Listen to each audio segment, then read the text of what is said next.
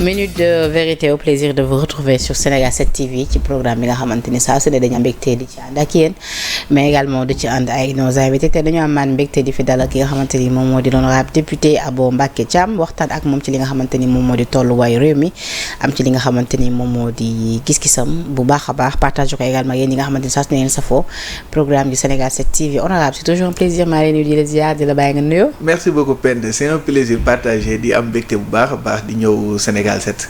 mais di am mbégte aussi di jàkkaarloog yow. pour ñu waxtaanee li nga xam ne moom moo jëm ci réew mi. et que di wax nag lépp luñ fi wax rek yàlla nekk loo xam ne njëriñu askan wi la. et que dañuy am kontaan bu baax a baax di ñëw fii parce que fii suñu kër la. et merci beaucoup. alors fi ma bëgg ñu dooree nag bon laataa loolu sax ñu wax tuuti ci taxaw ci safar gi. yow ku ne xam na ne waa Touba nga yaa ngi koy waaj mbégte bi mu ngi fekk sa kanam. waaw fi mu toll nii moom liñ naan murit yëpp fi mu toll nii amatuñu toogaay. amatul leen koo ci gis rek mbégte maa ngi feeñ ci kanamam. koo ci gis moo ngi ree. koo ci gis moo ngi waajal. ndax dañoo am loo xam ne muy bis bi nga xam ne si la suñu Touba Mbàkke di waxee nii nañ ko santale suñu boromam. ndax bis boobu lépp rek lu mu am rek ci bis boobu la ko amee. ci gannaaw ba mu demee liggéeyal boromam ci nattu yi. pour wane que ni sëñ bi di bàyyiwul bis ba muy bis ba mu ñëwee ca am ca ndam du loolu la wax nañ ko màggal waaye bis ba muy dem ñu koy teg natt yi loolu la wax ni bis bu dellu see nañ ko santalee suñu borom. donc muy màggal Touba mu nekk loo xam ne dimension internationale la. xam ne bu jotee na nga gis économie Sénégal ni muy doxee ci secteur yëpp boo laal rek économie dafa li màggal Touba di dugal suñu patrimoine. waaw kañ moo tax ñu def ko ci patrimoine national. parce que li muy dugal ci li nga xam ne moo nekk ci xaalis ci suñu économie amul benn événement boo koy dugal li muy dajale ay nit boo yowee nit ñi di jóge bitim réew li naan avion yi dañuy naaw di ñëw. saxaar si dañuy dem oto yi dañuy dem. sur le plan économique donc loolu dafa nekk loo xam ni mbégte la. di ñaan yàlla suñu borom yàlla nañ ci yàlla yóbbu ak jàmm. te di ñaanal Sëñ Muntaxa mu yàgg fi loolu borom mbég mi. et di wax que ni yàlla na yàlla feesal poos yi. xam nga ko màggal gi moom foo ki fees ndax sëriñ bi dafa ne li ko dalee ganaar ba ca gëlëm. lu ca waaye am na ko santale ki nga xam ne moo nekk boromam. donc yàlla nañ yàlla dimbali. ba ñu ci bari ñu am gëlëm. ngir ñu mën koo santale boromam. allahumma amiin donc di ci feddaliwaat suñu coloré bu baax a baax ñi nga xamante ni ñoom ñoo di ëttu kër diine yëpp rawatina foofa ca Touba. tey di leen xamal tamit Sénégal 7 mu ngi waajee ñëwaat ak doole comme ni ñu ko defee woon daaw xam nga ni daaw nag moom màggal gi moom mane nañ ci bu baax a baax suñu mëneen ren tamit lañ ko fas yéene gën a def donc dinañ te demaat tegaat suñu ay plateau lépp luy reportage lépp luy entretien lépp en tout cas pour votre plaisir dinañ ko amalaat incha allah ren ci màggal Touba édition 2025 bu fu neexee yàlla foofee ca bërëb bu tedd ba di Touba. alors fi mu bëgg ñu dooree nag tey li nga xamante ni moom moo di wàllu actualité d'abord ci gis-gis noo gisee li nga xamante ni moom moo di tëjuteem session bi foofee ca assemblée nationale ak lu ñu ci mën a jàpp ci bilan. waaw député yi actuellement ñu ngi ci vacances parlementaires. absolument ñu ngi ci vacances parlementaires parce que assemblée nationale dafay réunir en 2 sessions. session extraordinaire et session ordinaire. session ordinaire bi mooy commencer octobre jëm ba le 30 juin. et que session extraordinaire moom mën nañ ko réunir mais bu du dépasser 15 jours. et que tey def nañ seen session ordinaire et je rappelle que ni assemblée nationale ñu ngi ko installé ci mois de décembre. donc fekk na ci loo xam ne tey jii nii am na 2 mois yoo xam ne dem na et looloo waral même ni ñu voté la loi de finances 2025 bi ñu voté ko noonu. après les débats en commission. bi ñu ñëwee ak fi nga xam ne moo nekk plénière dañoo def sans débat. conformément à la constitution donc mu nekk loo xam ne tey jii ñoom ñu ngi ci vacances mais ce qu'on peut dire et wax ko ci li nga xam ne moo nekk assemblée bi par rapport ak député yi d'abord bu ñu leen féliciter ba pare mais on peut dire que ni am na ay avancées yoo xam ne am na fa en toute objectivité et en toute sincérité comme ni ko l'honorable député Aïssata Tall Sall doon waxee comme ni ko l'honorable député Tafsir Thioye doon waxee parce que tey ñoom bi ñu ñëwee am na ay réformes yoo xam ne entamé nañ ko. et ci réforme yooyu bokk na ci tey lu jëm ci wàllum règlement financier bi. jëm ci wàllu règlement administratif bi. mais aussi jëm aussi ci modifier li nga xam ne moo nekk le règlement intérieur.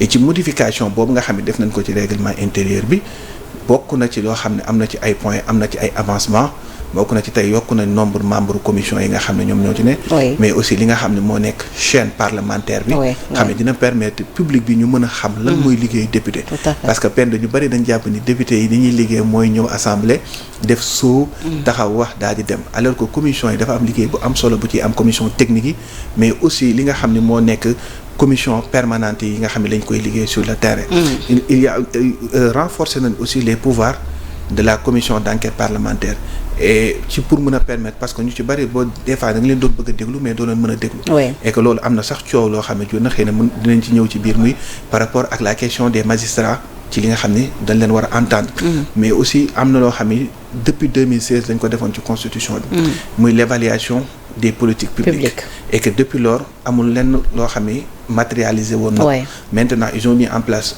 un comité permanent boo xam ne dafay liggéey ci li nga xam ne loolu moo jëm ci wàllum évaluation des politiques publiques yi parce que loolu mooy permettre tey bu ñu voté budget ñu nekkat jox nañ xaalis suñu nguur xaalis bi ñu leen jox lan lañ ci def ak lan lañ ci def moo tax man dama gëm ci ñi bokk que ni tey député yi c'est des gens yoo xam ne parce que le député est élu au suffrage universel direct le président est élu au suffrage universel direct et que dañ ne la souveraineté peuple bi ñoo ko moom mais peuple bi moo jël partie de sa souveraineté jox ko li nga xam ne loolu moo nekk les députés ñu leen di représenter donc ñooñu dafa am benn taxawaay bu ñu war a am dafa am benn dayoo bu ñu war a am dafa am lenn lu ñu war a mettre mooy c'est-à-dire être des députés du peuple être des représentants du peuple mooy def li nga xam ne moo nekk seen liggéey contrôler l'action du gouvernement évaluer les politiques publiques et voter les lois et que tey bu fekkee loolu les conditions ne sont pas réunies tey pour ñu mën a def liggéey boobu noonu dafay andi ay difficultés am na ci loo xam ne nag commencé nañ ko def nañ ko ci am na ci loo xam ne lu jëm ci wàllum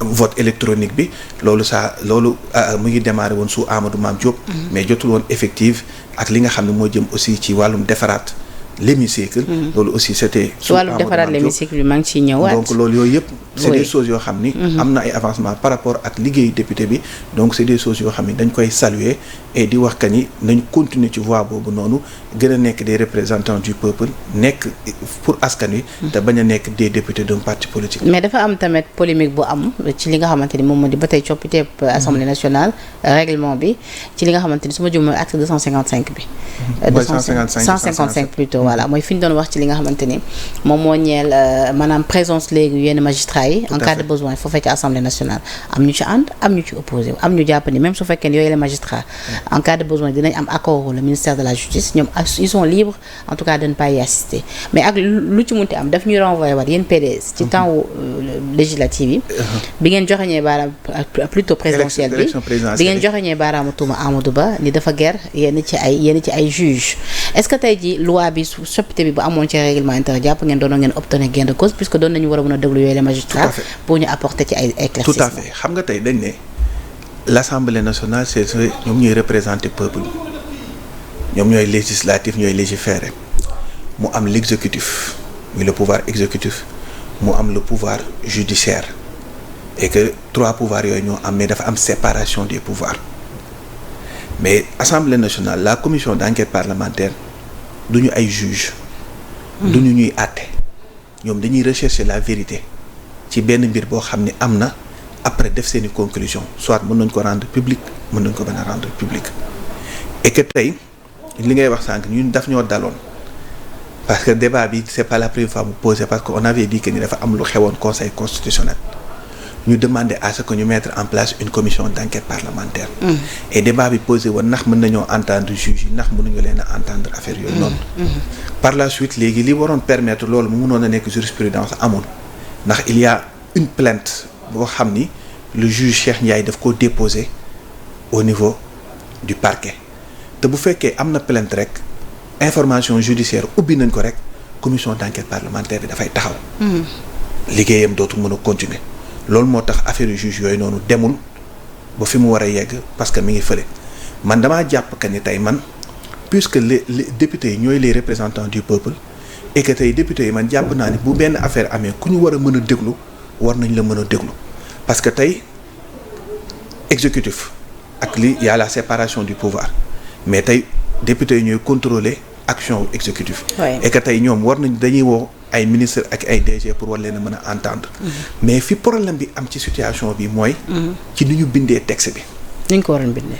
parce que bi ñu ko bindee dañoo wax que ni moi juste bu doon man maa koy bind du ma cibler directement les magistrats dama naan toute personne.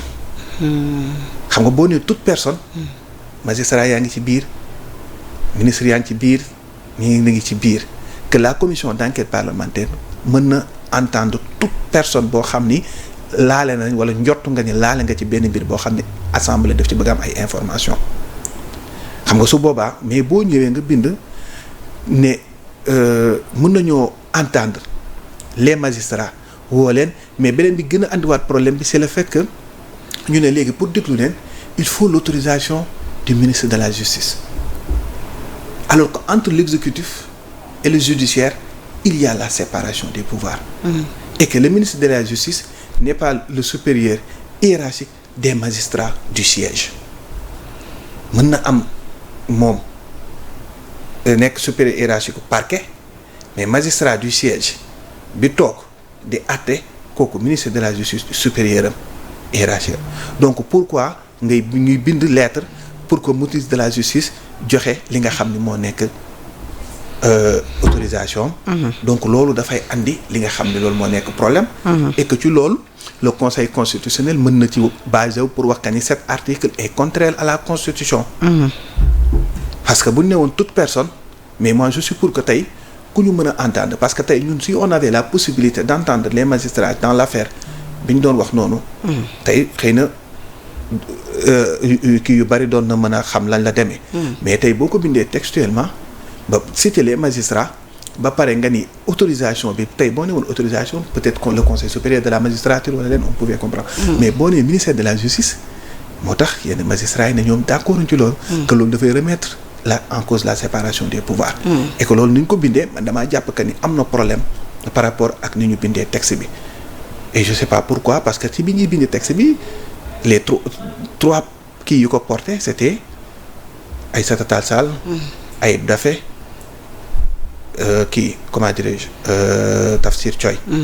Et moi j'ai vu que ni l'opposition def nañ benn amendement par rapport ak li nga xam ne moo jëm ci ñëw premier ministre mais xaw ma lu tax ñoom bàyyiwuñu xel lii ba mënoon def amendement à ce que ñu changer ko wala ñoom pouvoir bi ñu def amendement à ce que ñu changer texte boobu noonu. ñu ngi ko mais ak lu ci mënti demee mais lu ci mënti demee mooy. oui maintenant texte bi loi bi voté nañ ko jox nañ ko président de la République le président saisir na conseil constitutionnel pour avis. ñu ngi xaar la décision bientôt ça va faire 1 mois. Mais on n'a pas encore la décision te yaakaar naa ne du jàll 1 mois. te amuñu li nga xam ne moo nekk avis bu conseil constitutionnel. pourquoi mu yéex pour xam affaire yooyu noonu. waaw xam nga c'est procédure normale bi la toog. mais peut-être que mënoon na gën a gaaw. mais kenn xamul lan moo tax mu yéex actuellement. léegi li ma bëggoon nga leeralal ñu fa honorable mooy léegi ginnaaw coppite boobu ñu indi ci règlement intérieur bi xam nga loolu quelque part yéen da leen di xaw a bénéfique tuuti. tout à fait parce que là mun ngeen ci jaaree am gain de cause ci li nga xamante loolu ngeen bëggoon wala boog en tout cas ngeen am ci lu leer ak lu mu ci demee. mais léegi lu ni mel procédure bi ni muy demee parce que à rappel lu ni mel loi d'amnistie bi couvrir na ko bu ngeen ko bëggoon ubbiwaat pour am ci lu leer nu muy demee. waaw xam nga tey dossier boobu. mooy l'affaire corruption parce que accusation yu grave ngeen porté woon quand même. waaw ay accusations yu grave la mais xam nga ñun on a fait dañ def li ñu waroon a def en tant que des parlementaires suñu rôle la ñu joué parce que on a dit que ni dafa am yottu nañu am nañu lu xew fenn ci conseil constitutionnel. ñu ne kat on a le droit dem def commission d'enquête parlementaire accusé wu ñu ne diw lii la mais dañoo bëgg ñu leeral mais lan moo tax loolu tey. ay da ngeen ko accusé woon da ngeen wax carrément Amadou moo gën. waaw mais loolu yëpp ay supposition lañ wax. que ne njortu nañu am na lu xew biir conseil constitutionnel te loxo Amadou Ba laale na ci loolu ay njortu la woon léegi ñu bëgg ñu leeral ko mais lan moo tax affaire bi mënul woon na leen même ça n'a rien à voir avec la loi d'amnistie parce que bokkul ci loi d'amnistie bi mais le problème qui se pose mooy dafa am une information judiciaire tey assemblée mënatu cee wax mënatu cee dellu tey lenn rek moo ko mën a leeral mooy justice.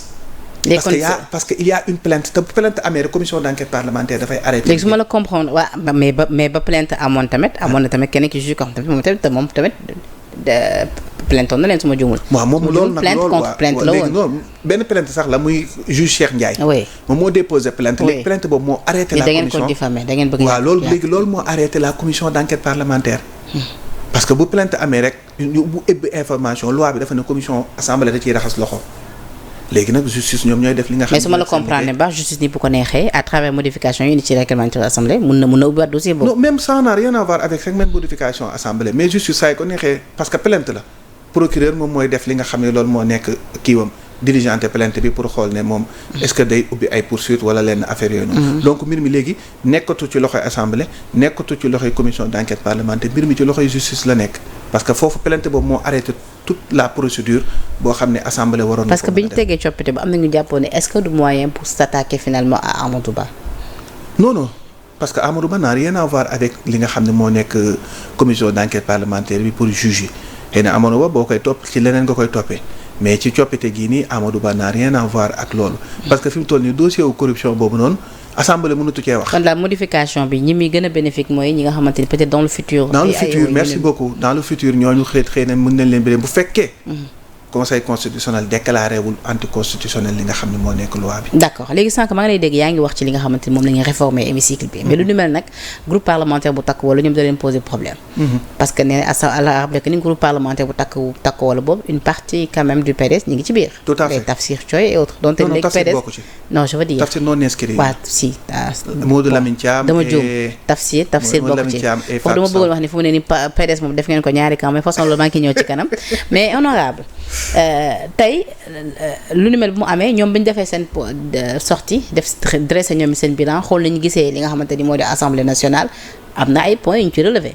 nee nañu nag ànd ñu ci doxalinu le président de l' assemblée nationale muy El Malick Ndiaye nee nañu jàpp nañu El Malick maanaam lépp lu baax rek da koy bëgg aaki mu boppam rawatina ci lu jëm réforme bi ñu apporté ci li nga xam moo di hémicycle bi sànq yaa koy wax vote électronique ak yu ni mel ak xar kanamu hémicycle bi boo xam ne ñu ko defaraatee ñoom ñu ngi rappelé lu ni mel projet bu coréen la et que loolu seen nguur la woon mais ñeneen ñoom ils ont comme l'impression que ni El Malick Ndiaye tout le temps rek ñoom mérite bi ñu war a am yëpp moom da koy attribuer boppam. Penda moi j'ai été à l'Assemblée nationale xam nga des fois gars yi mooy wax APR dañuy yaakaar ne sax dafa leen a contre wala leen ils ont fait 12 ans à la tête du pays. def nañ législature 2012 def nañ ko 2017 def nañ ko 2022 tey lu ñu bëggoon a def ci assemblée tey ñoom mënoon nañ koo def nit c'est leur droit c'est tout à fait normal dañuy opposé wu mais man damaa nekk ci ñi nga xam ni damaa jàpp man damaa bokk ci opposants yi nga xam ni ce n'est pas parce que damay opposé wu ak nit rek lu ñëw rek dama naan damay sànni xeer pour sànni xeer su baaxee dama naan baax na su baaxul ma ne baaxul. tey ñoom les sànq maa ngi lay wax ci sama biir wax am na ci loo xam ne Amadou Mame Diop démarré woon na ko ak coréens yi loolu mu ngi nekkoon ci hémicycle bi ñu réformer ko te loolu réformer nañ ko defar nañ biir hémicycle bi fi député yi di nekk avec ci li nga xam ne loolu moo jëm ci vote électronique beeg ak loolu ak coréens yi mais tey ñoom démarré nañu loolu mais effectivité bi li gën a accélérer les choses c'est sous El Malick Ndiaye par rapport ak li nga xam ne moo jëm ci jumtukaay yi député yi di liggéeyee par rapport ak li nga xam ne moo jëm ci règlement financier bi par rapport ak li nga xam ne moo jëm ci règlement administratif bi par rapport ak li nga xam ne moo jëm ci évaluation des politiques publiques par rapport ak li nga xam ne moo jëm tey jii nii ci fexe ba yokk les pouvoirs de la commission d'enquête parlementaire ak chaîne parlementaire yàgg nañ koo wax yàgg nañ koo bëgg mais ils ne l'ont pas fait état continuité la. D'accord. tey da ngay ñëw nga def lii keneen ñëw def lee mais ñoom ce qu'ils ont réussi à faire en 6 mois ku waxal dëgg te yàlla tax ne ñoom def nañ fi 5 ans te defuñu ko defaat nañ fi 5 ans te defuñu ko defaat nañ fi 2 ans te defuñu ko Amadou Mame Diop commencé li nga xam ne loolu moo nekk yéen loolu mooy dëgg loolu mooy réalité et Aïssata bi ñuy def conclusion yi tout le monde déglu nga discours am bi mu ci wax ñëpp déglu nañ ko mais nag bu ñu ñëwee en conférence de presse ce sont des opposants c'est leur rôle bu leen neexee taxaw wax ne lii ñun la mais lii nii mais ñun ñu nekk assemblée tey ñu nekk nañ assemblée oui mais ndax man quatrième ma wax doguma la de man 4e étage nouveau bâtiment laa nekkoon 4e étage ascenseur bi ñun li ñu fay nekk yëpp ascenseur bi baaxul fin bi ñuy bëgg a dem fin bi noonu bi Aminata Gueye ñëwee en tant que caisseur si la commencé liggéey li nga xam ne loolu moo nekk ascenseur bi ci bi ñuy bëgg a tas ñun bi ñu ascenseur bi baax fekk nañu tas assemblée que boo demoon ci li nga xam ne moo nekkoon 4e étage ñun suñu bureau yeeg yooyu dafa daan am problème mu ndox boo duggee ñu ne lii mooy bureau député yi na nga naan déedéet parce que loolu c'est la réalité tey demal nga yëg 4e kii fële na le ancien bâtiment nga yéeg 4e étage bi fi président de l'Assemblée nekk ak la caissure ak yenn yi nga xool foofu ni ñu ko réformer te loolu mooy wàcc ba ci yeneen bâtiment yi. oui mais ndax hormis ça jàpp nga ni quelque part ils ont raison quand même de décrier le fait que ni El Malick dafay bëgg jël la féetale ko ci bopp. waaw loolu si xam nga nit moom loolu moom yàgg na ci Sénégal xam nga ñoom ñi tey da ngay gis léegi xam nga tey am na ci loo xam ne beaucoup de choses yoo xam ne régime bi ñu ngi koy def di ko moomale seen bopp am na ci loo xam ne c'était sous le régime du président Macky Sall. El Malick qui a quand même saisi la justice sur le cas Bachir Fofana. Absolument mais dama am na loo xam ne nee nañ tamit mosuñu gis ab président de l'Assemblée nationale bu nga xamante ni tey jii saisir na la justice pour ñu tëj ci ab journaliste. xam nga tey xam nga ban jàngal nga ci am. non xam nga à l'Assemblée nationale la personne morale bi mën a engager l'Assemblée c'est le président de l'Assemblée nationale. gis nga man d'accorduma ci ñuy tëj ay nit ci ay délit d'opinion wala lenn mais lenn aussi Penda mënuma cee d'accord ce n'est pas parce que je suis un journaliste wala leen damay toog di wax loo xam ne wóoruma loolu aussi il faut que ñu ñëpp ñu d'accord ci parce que tey am na ci loo xam ne man tey jii nii Penda Badji du ko def keneen du ko def wala leen ce n'est pas parce que d'accorduma ak El Malick Ndiaye wala d'accorduma ak Assemblée nationale que damay ñëw taxaw ma ni kat diw mi nee nañ jël nañ ay oto kii leen jox marché. ndax jàppoon ni rupture war na dem ba yegg ci sëñ Abo su ma waxee loo xam du dëgg man damay def rek on démenti. non loolu mën na nekk nit ki bu la neexee am nga droit man xëy na man bu doon man je le ferai pas mën naa def démenti bind na lii amul mais am na ci ñoo xam ne tey bu fekkee loo xam ne tout ce qui n'est pas interdit par la loi lu ñu bindul ci texte wax ne lii nii amul. nit ki am na sañ-sañ def ko. d'accord mais tey jii nii. xam nga tey lan moo tax yenn choses yooyu noonu pourquoi man affaire boobu noonu mu ne parce que xam nga koo xam ne nee nañ kii dafa ger nit ger la def. mooy le dossier de Ismaïla Madior Fall. xam man dossier Ismaïla Madior Fall am na loo xam ne d'accord ma ci. et ça je le dis. comme lan parce que tey mënuma ñëw ñuy topp nit naan la tey diw ñëw na man maa geroon Penda ci ba muy nekk ministre rek.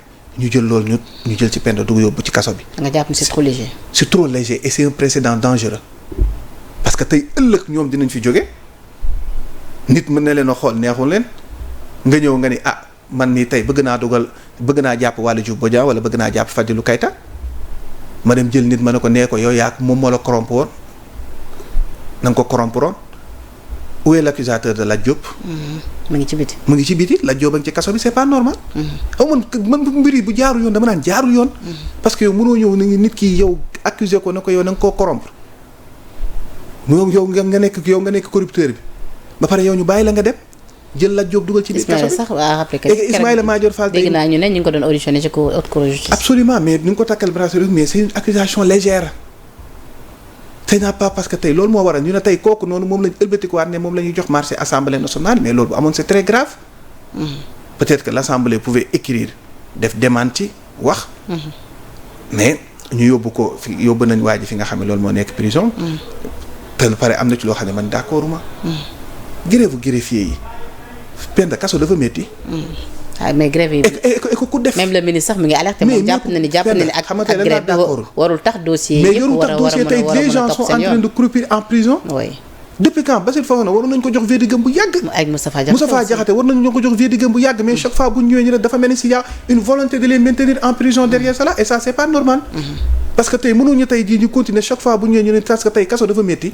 yow greffier bi nga toog yaa ngi ci sa kër yaa ngi ci sa njaboot. yaa ngi ak lépp ñu ne léegi grève tax na nit ki war a génn kaso. nit ki ñu war a àtte nit ki war a dem nit ki war a def entendre def ko lépp mënuñu koo def parce que yow yaa ngi grève. loolu état dafa war a jël ay responsabilités mënatu la continuer. kon d'accord nga certainement ci sortie bi ci le ministre def. non je suis parfaitement d'accord. loolu mënul continuer xam nga tey mën nañ ne bu ñu àtte woon tey joxe woon verdict bi comme Bassirou Fofana génnoon na kaso bu yàgg. wala mu xam sax. lu ko Moustapha Diakhaté génnoon na kaso bu yàgg. wala mu xam. mais ce n'est pas parce que tey jii ñëw chaque fois bu ñëwee ñu ko mais loolu justice war na ci jël ay matukaay. tout à fait parce que xam nañu greffier yaa ngi grève. et saa yu ñëwee ñu reporté mais dafay dem ba loolu dafay nurool une volonté de les maintenir. mais parlons sax des prisonniers lu ñu mel daf ñuy may ba tey ñu taxaw ci haute cour de justice bi noo jàngatee gisatee seen liggéey si jamono bi nga xamante am na ñu nga xamante ni déglu woon nañ leen takkal leen bracelet si lu ñeel li nga xamante ni moom moo di traque bi reddition des comptes Ismaïla Madior Fall takkal nañ ko bracelet Ndeye Saly Diop Dieng placé sous contrôle judiciaire Sophie Gladima placé nañ ko sous bracelet électronique Moustapha Diop également certainement moom dinañ ko déglu tamit ci dossier am Mansour Faye également rappelé que ni moom it mu ngi ci loxoy yoon. man haute cour de justice j'avais waxoon naa ci lu bare bari par rapport ak procédure bi le fait que tey jii nii au moins on a choisi la haute cour de justice à la place de la CREI comme ñun ñu fi ñu yóbboon doon ñu àtte maintenant man waxoon naa ko ci benn plateau nee naa leen am na ci ñoo xam ne bu ñu demee ba taxaw ak juge bi wala ñu àtte leen mën nañ leen a bàyyi. dama gis déjà ci wàllu bàyyi boobu ay nit ñoo xam ne commencé nañ déjà regretter le fait que àndoon nañ ci. yëkkati malaanu kuiraayu Moustapha Diop. absolument am na gis naa am na ñoo xam ne àndoon nañ ci. parce que man Tahirou Sarr dégg nañ ko mu ne moom da ko regretter. gis nga man absolument xam nga man gis nga bi ñu defee comment dirais-je parce que moi je suis pour la reddition des comptes képp koo xam ne dénk nañ la askanu alalu askan ñu boo paree ñu àtte. tout à fait ñu leeral loolu ñun ñëpp d'accord nañ. tout à fait mais par rapport ak yenn accusations yi par rapport ak yenn kii man bi ma xoolee dossier yi nee naa am na ci ñoo xam ni. waxoon naa ko depuis le début bu ñu taxawee dinañ leen bàyyi bu leen juge bi dégloo dinañ leen bàyyi parce que seen su dul ay mbir yoo xam ni war mën nañ leen cee téye. ci bu fekkee am na justice boo xam ne justice bu jaar yoon la justice bu indépendante la. te loolu xëy na procédure nag ñi fi nekk ba tey dañoo jàpp ni ba tey xam nga tey am na ci ay indépendante non xam nga tey am na ci ay yoo xam ne wax fa dëgg neex yàlla am na ci ay changement Sophie Gladima bi ñu ko dégloo ba pare lañ ko bàyyi def ko sous bracelet électronique tey aujourd'hui y avait le parquet voulait maintenir Farba Ngom en prison dem dugalaat comme ñi fi nekk ils avaient fait avec Karim Wade bi ñu xamee ni 6 mois yaa ngi bëgg a jeex et que waratuñu koo mën a téye ñu pour maintenir ko en prison ñu dem créé waat leneen lu bees. mais nee nañ tey tegg nañ ci ñaari chef d'inculpation mais bi ñu àndee seen chef d'inculpation yi ma liiral la ko sax kii bi da ko rejeté. kii bi dafa bañ la chambre d'accusation dafa bañ. parce que tey pour nga mën a téewaat nit peine. donc nee nañ annulé nañu inculpation bi ñeeloon association de malfaiteurs en bande criminelle organisée en tout cas ci ginnaaw ab recours bi nga xamante introduit par ses avocats du maître Boubacar Cissé Assane Cissé et autres. tout à fait oui. Parce que xam nga tey lu tax loolu. parce que gis nga peine. parquet bi tamit dafa bëgg. xam nga parquet bi des fois le parquet est trop politique. li maître parquet tamit da doon sàkku à ce que. waaw loolu sax parce que xam nga la moo taxoon parce que la volonté du parquet. c'était de maintenir Farba Ngom en prison ku waxal dëgg na yàlla tax moo tax ñu dem andi ay accusations yu bees bu ko teg ci kaw état de santé mayu ko ko. te tey je suis parfaitement d'accord que ni xam nga tey beneen expertise. loi moo wax que ni bu fekkee nit ki état de santé mayu ko mu nekk ci kaso dañ ko war a libérer. lii de la Pape nga ñu wax keroog ñu attaqué ko. oui et je suis désolé loolu moo métti ci réew mi kii moi j'ai vu les attaques yi nga xam ne au-delà de Papa Ngagne sax yemuñu sax ci Papa Ngagne dem nañ bay attaqué waajuram. alors que waajuram li mu représenté ci Sénégal. représenté ko ci culture.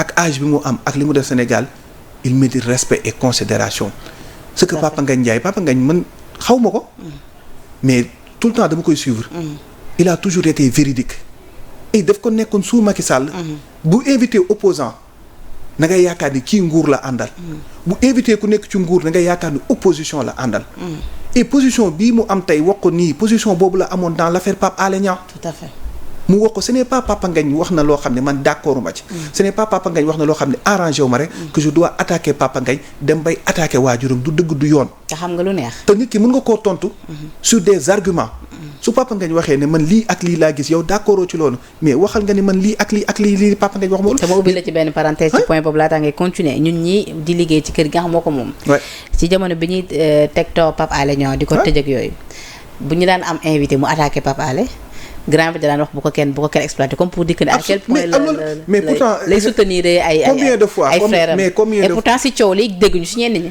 mais combien de fois le Sénégal set tey fii nii li fiy ñëw ci ñu bokk ci au pouvoir nu mu toll pourtant waxuma mais am na ñenn ñoo xam ne sax dañuy jàpp que ni sax Sénégal set pouvoir bi la gën a jege mais ba muy metti sax ñu ñoo abal suñu cours bi ñu def conférence de presse mais mu ngi noonu donc ce n'est pas parce que tey nit ki day wax lu ma arrangé ma ni jàpp que ni kii moo baax ëllëg wax na lu ma arrangé wul ma jàpp que ni kii moo bon tout à fait loolu du yoon loolu du doxalin te man am na ci loo xam ne Penda dama ko doon bañ démb dama koy bañ tey et je l'ai dit même dans l'affaire Badara Gadiaga ak yooyu man lu ma d'accordul démb tey du ma ko d'accord moo tax nee nañ ca kaso ba moom mu ngi koy dëbb waaw nee nañ visite yi muy recevoir day bari ba finalement léegi dañoo wàññi visite yi parce que di ko permettre juste à ce gis nga Penda les membres proches di ko gis Sénégalais buggul jaay doole c'est la nature des Sénégalais gis nga ñun bi ñuy soog a jàpp Karim Wade ñëpp dañ doon wax que ni nañ ko jàpp nañ ko tëj mais bi ko gars yi tëjee dem ba gisuñu ne dafa gagné ay sympathie sénégalais des milliers de personnes ñoo doon ñëw di ko seeti parce que Sénégal naturel moo mel noonu bëggul ku ñuy jaay doole lan moo tax les Sénégalais ont combattu le président Macky Sall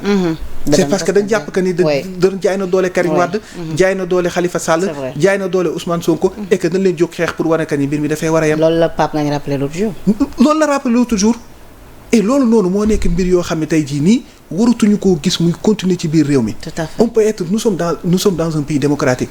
Penda mën nañ am divergence d'idées bokkuma ak ñoom ànduma ak ñoom. kiiwuma ak ñoom mais bu ñu defee lu baax sànq ba tey maa ngi fi wax loo xam ne def nañ ko lu baax. parce que moi je suis comme ça. Oui. mais bu ñu deful lu baax da nga naan lii baaxul. parce que nit ki réew mi li ma naan leen bu baaxee ñëpp la baaxal. su bonee ñëpp la baaxal. te ku bëgg réew mi baax na ngay wax liy dëgg. tout à fait. atte liy dëgg. ce n'est pas parce que nit ki wax na lenn que dama koy attaquer dama koy xas dama koy def lii. wala damay dem ba nit ki waratu la mën a wax. loolu du dëgg du yoon. li ma wax sànq ma ni gis nga loi bu fekkee dañ ne nit ki dafa feebar. ñu attesté ko kooku amatuñu droit di ko maintenir en prison. looloo waraloon ñu bàyyi Samuel Sarr et aujourd'hui j'ai vu que ni tey ils ont saisi li nga xam ne moo nekk d'autres médecins pour ñu confirmer waat par rapport ak la situation man nekkuma ci parce que man nee naa leen je suis pour la réduction des comptes je l'ai dit depuis le début suñu xaalis fu mu dugg nañ ñu ko wax ku def yoon def ku deful je salue le respect de la procédure depuis le début mais nag li nga xam ne moom la yoon wax su ko nit ki waxee nit ki dem kaso génn kaso cela ne veut pas dire que ni nit ki deful mais au moins santé may ko mu toog kaso et que tey li nga xam ne moo amoon mooy que ni y avait la volonté du parquet financier de maintenir Farba Ngom en prison et le juge a dit non ça c'est à saluer parce que chambre d'accusation nee na tey pour nga mën a defaat nit ki inculpation mais il faut que mu am ay éléments nouveaux. da nga jàpp ni compte tenu de son état de santé war nañu war a mun a peut-être juste. absolument clément envers lui. je suis parfaitement d'accord.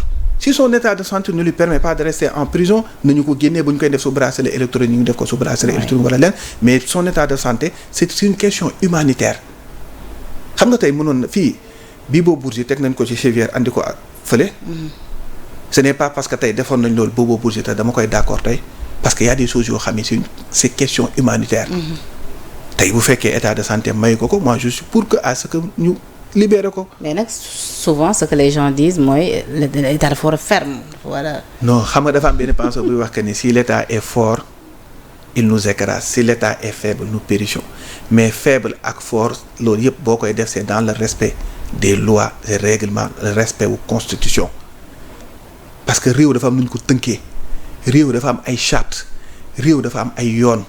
te lépp looy def na nga ko war a teg ci constitution lépp looy def nañ ko war a teg ci loi lépp looy def nañ ko war a teg ci règlement yi li ñu tënk mais lépp looy def waroo koo teg ci sa tey di bakken waroo koo def que ni parce que il faut que ma noppiloo Penda il faut que ma noppiloo Abo il faut que ma def lii pour def loolu réew du non loolu du réew nañu respecter loi yi respecter constitution bi et respecter li nga xam ne mooy nekk ak yelleefu kenn ku ci nekk loolu la état di doxee. mais honorable fu ñu mën a xaar ëllëgu PDS honorable nag déggatuñ leen fenn PDS moom kenn xamatul parti la. xamatul lan la. xam nga li may gars yi ma ne leen. PDS léegi am na ñaari camp. camp ñoom Tafsir ak sama ñoom Pedro Wade léegi ban moo ciy camp bu wër bi sax. non du ma camp bu wër parce que gis naa seen jigéen ñi attaqué woon tamit. waaw waaw mooy tout à fait ki ngeen taboon noonu te mu juróon coow. absolument xam nga Penda parti dafa am ay yoon yu koy doxal parti dafa am lu ko tënk. mooy instance su parti yi te bu ñu demee ba instance su parti yooyu doxatul dafay andi problème et loolu du lu bees c'est depuis 2019 la instance yi gëj a revenir man mii am naa ci part de responsabilité ñeneen am nañ ci part de responsabilité je le dis toujours parce que gisoon nañ ni fii ñu jëm baaxul yoon yu ñu jëm baaxul mais dañu cee noppi woon ñenn ñi wax nañ ñu dàq leen ñenn ñi wax nañ ñu créer leen. mais tey gis nañ lu ñu jural mooy 2019 bokkuñu élection 2024 bokkuñu élection dem nañ élection législative am ñaari député li loo xam ne depuis 1978 amuñu ko loolu bu amee li war a am mooy taxaw évaluer jàngat xool fan lañ jógee ak li tax loolu yépp am pour que fi ñu jëgmal mu bañ ñoo dala ci mais malheureusement loolu amul li am mooy dañu ci continuité lañ nekk. mooy un parti boo xam ni instance duñ daje comité directeur du daje secrétariat national du daje lii daje mooy un groupe de personnes ñu jël décision ne appliqué. du ñu mel moom ba du ngeen ci gën a amaat jafe-jafe. ci rawatina ci élection locale yi ñu déglu su fekkee changé wu ñu démarche. wala locale yi amu leen ci ambition. am kay su fekkee changé wu ñu démarche su fekkee changé wu ñu taxawaay li ñu daloon mooy continuer duñu dal loolu moo tax ñuy alerter boo alerter nag ñu ne la woy tey nga ko mën a wax. wala tey wala na ngaa nekkatul député affaire yooyu noonu. moo tax alors que tey pour jubbanti yëf yi. mooy tax la xam mooy li wax ne. récupérer li des bokk ci PDS sauver ko mooy taxawlaatal instance yi. xam nga tey mooy li may wax da ngay wax dëgg sax waaye ni division da ngay wax moom instant bi de. mais si parce que da ngay wax dëgg ñu dëkkal la fenn ne la way da ngaa bëgg a dem ci nguur gi da ngaa bëgg a dem leen alors que Penda fii ñun ñëpp ay mag lañ. on est assez majeur. man bu doon bëgg a nekk député rek tax na comme ma dellu assemblée nationale man maa jël sama décision wax ne tey sama conviction samay constance samay principe mayuma may dem di àndaat ak APR par ci jëlee leen fi même pas 6 mois. ils ont tout fait pour ma joxe samay dossier ma bañ. j'ai été saisi par d'autres coalitions pour ma joxe samay dossier joxewuma ko. coalition comme yéen Pastef par exemple. j'ai été saisi par d'autres coalitions ma ne leen man li may def conviction moo tax. man dégg naa waa Pastef dañoo bëgg conviction moo koy def. loolu am na soo conviction moo tax ma koy def Penda wala principe moo tax ma koy def donc du pour. mais comme pédestin yi et que tey li may wax mooy kenn déggatu nekk dara est-ce que tamit gën a nga wuyu ci clin d'œil yi la gars yi di def. non xam nga tey lu tax loolu yow Penda les militants sont là bëgg nañ parti bi y a des jeunes yu ci nekk yu talentueux yoo xam ne tey jii nii fu ñu waxee Sénégal ñu déglu leen et que tey ñooñu tey jii na nga leen a war a jël tey parti dafay rajeunir mettre leen au devant ñu ànd ak mag ñi am une solidarité générationnelle ñu mën a taxawalaatal instance yi comité directeur di daje secrétariat national di daje ñuy am ay information muy jëm ci base bi parce que comité directeur bu daan daje ak secrétariat national comité directeur bu dajee ba pare moo daan tax situation bu am ci semaine bi suñu paree ñu def un communiqué wala mu am porte-parole du jour mu ñëw wax suñu xëyee journée reprendre ko ñu dégg PDS mais bu fekkee loolu amul na ngay dem ba nit ñi li ñuy wax sax doo xam à quelle position ngay situé yow doo xam lan ngay wax parce que li ma naan leen man aujourd'hui j'évite beaucoup de choses Penda parce que j'ai porté des combats tey wax ci lenn attaqué naa APR te pourtant je n'ai que des amis là-bas. dégg naa la sax ci benn rajo nga ni dootoo waxati ci ñëwu Karim ndax bañ ci dalee wax. non dootuma ko waxati parce que moo ci dalee wax ba tey man bëgg ma dara et que tey dalee wax ni tey. mais Karim yéen a ngi koy dégg comme yéen a ngi am ay nouvelles. wax fa dëgg ne dégguma ko gisuma ko te li may wax mooy. Penda Karim du woote nag honorable. Penda xam nga lan la bëgg wax mooy. c'est que xam nga tey lan moo tax may wax leen yéen yi ma ni leen des fois may leen yéen am na yenn position. xamu leen yéen parti nekk ci parti bi wala lan la mënatuma koo am xam nga moo tax mënatuma koo am.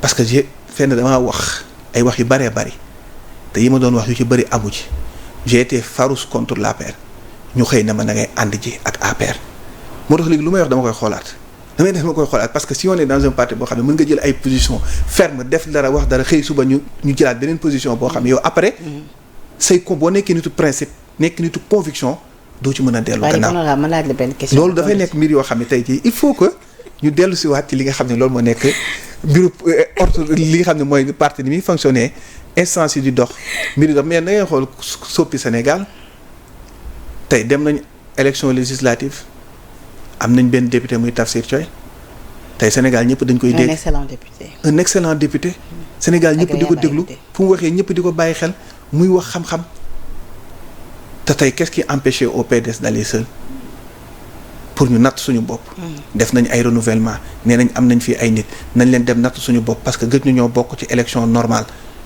ci présidentielle nañ leen dem natt suñu bopp xool li ñu am pour xool après les manquements pour mën a préparer yeneen échéances. c'est important mais honorable ci tënk ci parti boobu loo jàpp ne lu waral Karim amul contact bi ak yéen ñu nekk ci parti bi. fa dëgg neex yàlla nag xaw ma ko. xamu leen xamante ngeen ak moom.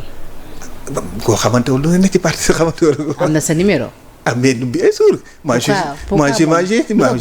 j'ai été député. parce que kooku mu ne noonu duma ko dégg duñu déggante ay communiqué la yore man gis nga Penda. il vous appelle pas xam nga Penda man gis nga Penda. Karim Wade mu ma woo. wala Karim Wade mu ma woowul. wala Karim Wade mu wax ak man. wala Karim Wade mu wax ak man ça m'importe peu. ah waay neex na nit ki nga am sa leader xam nga la moo tax loolu Penda. man sama leader c'est Abdoulaye Wade. moi je suis un militant du PDS. Abdoulaye Wade laa bëgg. Abdoulaye Wade moo ma tax ma engagé wu. Abdoulaye Wade moo tax ma nekk ci parti bi. Karim Wade on a vu que ni il a été le meilleur profil et loolu laa gëm que ni c'est le meilleur profil pour nekk candidat. pour yóbbu Sénégal fi ñu ko bëgg parce que am na compétence bi am na xam-xam bi. am na taxawaay bi. moo tax ñu jël ko def ko candidat. man li ma soxal te mu intéressé ma xam nga lan la. oui mooy parti bu dox. mooy parti bu taxaw. mooy parti bu instance yi di marché. mooy parti boo xam ne dafay am taxawaay boo xam ne tey jii nii. dina permettre tey ci langue politique bu Sénégal. ñëpp mën koo dégg ñëpp mën koo bàyyi xel comme ni ñu ko daan déggee comme ni ñu ko daan bàyyi xel mais bu fekkee da ngay wax toog nekk ci parti nga wax dara nga ni d'accord ma sax après dañ lay exclure te loolu fi am man lan laa wax d'accord ma ci élection législative bi ànduma ak APR mais depuis loolu amatul luy am luñ may convoqué ah oui je te dis. dañ la isolé. dañ may isolé ñenn ñi nga xam ne da nga leen ñenn ñi sax dañuy ragal sax wax ak yow wala doo leen dégg. Il y a que le président Modou Lamine Thiam koo xam ne moom lay dégganteel moom lay waxal parce que lui Lamine Thiam il sait c'est quoi un parti parce que ancien la am na expérience xam na lan mooy parti bi xam na ñooñ ñooy parti bi xam na lan mooy militant yi xam na lan mooy ba xam na nan la politique di doxee xam na nit ñaa xam na ni parti ñii dañuy d'accord ci lii ñii bañ a d'accord ci lële et nit d'accordul ci dara rek warta tax nga nit ki pousse ko. d'accord alors honorable fi ma bëgg ñu daanale tuuti ma signal que ni waxtu bi jeex na tàkk mais bëgg na am sa gis-gis ci li nga xamante ni moom moo di li ñeel d'abord li nga xamante ni moom moo ñeel dossier François Mancabou donc nee nañ tey am na ay rebondissement yu ci am ay témoins clés yi nga xamante ni ñu ngi leen di waat pour dégluwaale ngi ñu mën a relancer li nga xamante ni moom moo di enquête bi sa jàngat ci lu ñu mel. ah non li ñuy wax kay mooy na enquête bi dem jusqu'au bout rek ñu xam lan moo ci am. waaye nag justice bi moom mi ngi accéléré yenn. waaw na dem jusqu'au bout ñu xam lan moo ci am ñu xam lan moo ci nekk ak affaire yooyu noonu ak lan lañ ak lan moo waral lool parce que loolu ñun bokkoon na ci loo xam ni dañu ko doon demander. parce que mu ngi tombé période bi ñuy dem ci élection législative. 2022 ñu ne 2022 tout à fait absolument et que mu faatu ci prison bi donc c'est tout à fait normal ñu ubbi enquête parce que on l'a toujours réclamé. pour xam lan moo ko rey et moo loolu bokk na ci aussi Fulbert Sambou ak. kii ak Didier Badji aussi il faut que ñu xam lan qu'est-ce qui s'est passé ak lan moo waral loolu tout à fait loolu donc je pense que c'est tout à fait normal c'est important beneen mbir tamit bi nga xamante ni bokk na ci actualité bi l'affaire Kocc bi waa jën ñi arrêté nañ ko ak des vidéos ki doon chantage nit yi ak yenn hommes politiques yi autres Penda daal def ko ci mais député nga tamit da nga yoroon kàddu askan bi am nga sa commentaire en tout cas je félicite en tout cas li may wax daal mooy daal je félicite la police ci liggéey bu am solo bi nga xam ne def nañ ko cela veut dire que nous avons un État et ça ne date pas d'aujourd'hui moo tax quand je vois certains dire que le Sénégal est bloqué depuis 1960 sax dama naa ñii de xamuñu sax la ñuy wax xamuñu sax lan la ñuy wax nous avons un État solide boo xam ni base yi Senghor da koo taxawal Abdou Diouf ñëw renforcer ko Ablaye Wade ñëw dëgëral ko président Macky Sall ñëw gën koo taxawal et ci loolu la ñuy xaar le président Bassirou Diomaye Faye. président dañu ngi naan dafa am malaise au sommet de l'État. et loolu la ñuy xaar ñun. ci non xam nga man li ma gis mooy man xaaru mooy malaise xam nga lan laay xaar mooy parce que am na ci yoo xam ne ça retarde le pays mais li ma gis mooy ñoom ñoo àndoon dem uti ji nañu ànd gouverner bis bu ñu demee ba 2029 bu ñu doyatul sénégalais yi tànn ñeneen bu ñu doyee sénégalais yi reconduire leen. jàpp ngeen le président Diomaye en 2029 war na war a mën a utaat beneen mandat. non ça c'est pas ça moom loolu c'est un problème de leur parti. mais sa lecture sur le non non man du ma ci def sama lecture xam nga la laay def sama lecture Penda. di fi jafe-jafe yi askan yu nekkee. nañ ko lijjanti ba pare ñu soog a xalaat 2029. Malal Talla également tamit mi ngi kaas le fait que ni yenn chroniqueurs yi dañuy jot ay menaces ci ay plateaux télé. ak c'est pas normal donc moom nee na ñu ngi koy menacé. ba c'est pas normal Penda dëkk bi mënuñoo tere nit ñi wax. barki Sëñ Tuubaa Mbàkke kenn mënut a tere nit ñi wax xalaatam parce que am na ñoo xam ne tey jii nii ça devient compliqué. non ça devient compliqué mais gis nga lu mu compliqué mënuñoo tere nit ñi wax seen xalaat nous sommes pas obligés tous d'être d'accord sur benn point. Penda day am gis-gisam man Abo ma am sama gis-gis keneen am gis-gisam mais ce n'est pas parce que bokkuma ak Penda gis-gis rek naa saaga Penda naa xas Penda naa bëgg a jël Penda absolument moo tax kenn mais moo tax kenn mais ku ci nekk jëlal say matukaay bu yoon nangu sa def liggéeyam ku ci nekk nga jël sa matukaay parce que léegi bu loolu bu yàggee mën naa dem juri ji leneen moo tax j'interpelle c'est pas un discours responsable je suis désolé mais loolu du waxam du cëram en plus dire que ni ministre mi ngi yem lundi ba vendredi soxlay askan wi yemul lundi ba vendredi de bis bu yàlla sàkk soxla askan wi si lañ war a nekk en plus le lien moo tax j'ai bien aimé li kii bind le directeur général du Soleil wax ne tey fu temple du savoir ñoom li ñu soxla ay idée la du ay saaga du ay xaste réewum da le niveau du débat est trop bas dans ce pays Penda ay saaga ay xaste ay wax ay dugg ci vie privée jàmbur ay dugg ci vie privée nit ay saaga waajuru jàmbur du loolu du loolu. Tout à fait. Parlons de l'éducation. C'est important. De la santé. C'est important. De l'économie. priorité yaa ngi noonu. li ñu naan bis bu bees. du jour bu bees. d'ailleurs le président la jour buy wàññeeku la. li ñu fekkee réew mi loolu mooy urgence yi. mais je suis d'accord avec lui quand il dit que les urgences sont ailleurs. tout à fait. et les urgences mooy priorité ak difficulté yi sénégalais yi nekk ñu xool na lañ koy régler. posons un débat économique. tey le niveau d'endettement bi Sénégal nekk c'est lu doy waar la lu jéggi day la. da nga jàpp ne un remaniement s'impose. mais loolu xam nga loolu ñoom lay. pour ñu am xam nga loolu ñoom lay doy figure yu war. xam nga tey ñoom la ñu fal. ñoom lañ fal ñoom ñoo fal ay nit ñoom ñoo xool est-ce que ñoo ñu ngi leen di liñ bëgg ñu ngi koy def ci régler jafe-jafe askan yi wala defuñu ko bu fekkee defuñu ko ñoom ñooy juger def remaniement. mais en tant que citoyen. xam nga man penn la lay xaar. jafe-jafe yi askan ñu nekk ñu trouver ci ay solutions. le chômage mooy emploi des jeunes nan la ñuy def éducation bi nan la ñuy def santé bi nan la ñuy def élevage bi nan la ñuy def agriculture bi nan la ñuy def ba am industrie bu doy man loolu lay xaar ci ñoom et c'est ce que le président a dit. oui. dafa ne les difficultés yi ñu fal sénégalais yi nekkee nii nañ xool nan lañ ko régler parce que loolu moo taxoon ñoom ñu fal leen. ñoom nag bu ñu leen falee ñoom lañ jox les 54%. ñoom ñooy gouverner. oui. on les laisse gouverner.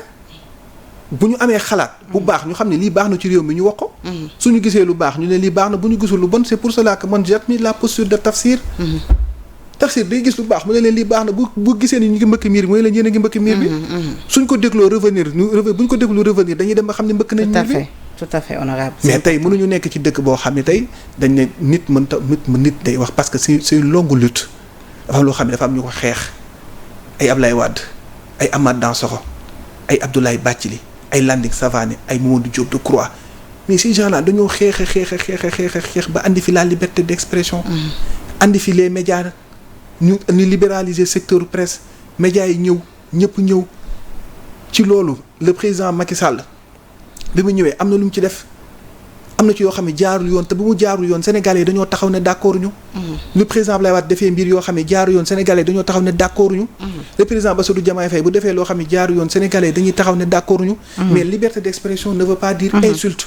ne veut pas dire wax lu ma neex ne veut pas dire wax lu ñaaw. parce que nit ki lépp looy wax ak lépp looy lii na nga koy tënk ci li nga xam ne mooy il faut que ñu. tout à fait.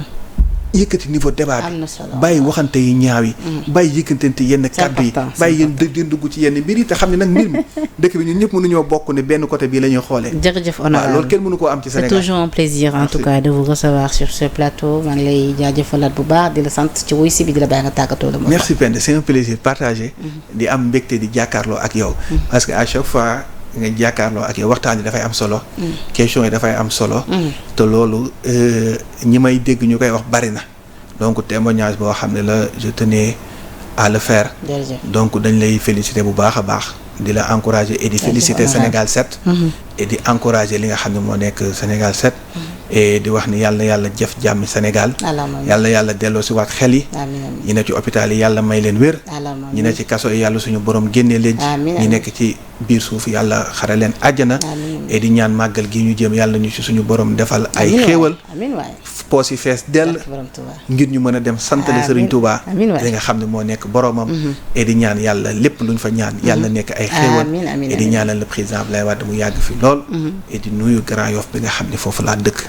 merci beaucoup am na solo jërëjëf mu nekkoon honorable député Abou Mbacké Thiam c'est toujours un plaisir de vous recevoir di ma ko waxee léegi naw nañ sa xalaat naw nañ sa gis-gis naw nañ sa xam-xam également ci wàllu politique donc actualité bi saa yi ko laajee dañ lay dalal fii nga toog échanger ak sénégalais su ko defee ñu gën a mën a am gis-gis bu leer ci li nga xamante ni mooy doxalinu réew mi donc di la remercier waat ci wuy si bi di remercier la régie tuuti moo nekkoon ci machine bi di remercier sa grand frère bi nga àndal nag nee naa ko yaa ma gënal sama mag ji ci kër gi nga xamante moom saa yu ñëw rek mu moom macha allah Cheikh moom gàcce ngalaama donc Cheikh ñu ngi lay big up bu baax a baax di remercier également la rédaction de Sénégal 7 yéen ñi safoo suñu ay programme di leen jox dig daje ëllëg incha allah ci beneen plateau ci na ngeen jëf